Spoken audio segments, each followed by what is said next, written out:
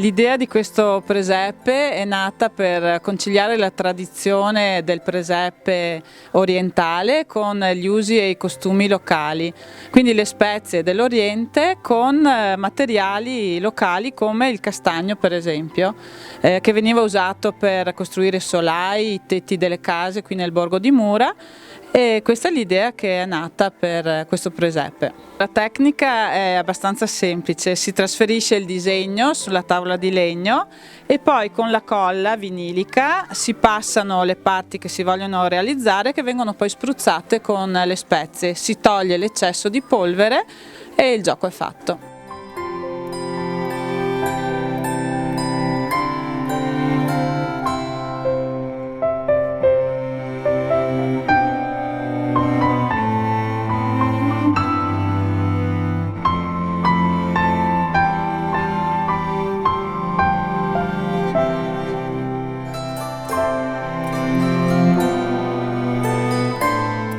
Nell'anno del centenario non poteva mancare un presepe dedicato alla Grande Guerra ed in particolare alla strada dei 100 giorni.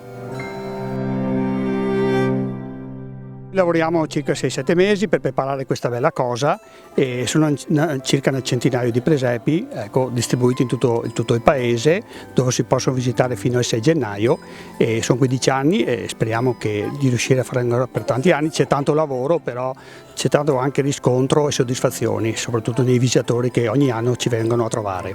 Piccolo miracolo perché tutta la comunità si adopera e collabora per questa mostra. Noi ne andiamo fieri, siamo un bel gruppo affiatato e abbiamo delle grosse soddisfazioni con i turisti che vengono a visitarci ogni anno. E i materiali sono i più fantasiosi e i più poveri, anche cerchiamo di recuperare un po' tutto, soprattutto i materiali quelli più vecchi che sono stati abbandonati, per valorizzarli e avere anche un po' di risparmio, no? È un bel modo per vivere il periodo natalizio e vi auguro buon Natale a tutti. Angeli sopra le campagne, l'inno del cielo cantano, gli fanno echi le montagne, dai fiumi ai laghi arrivano.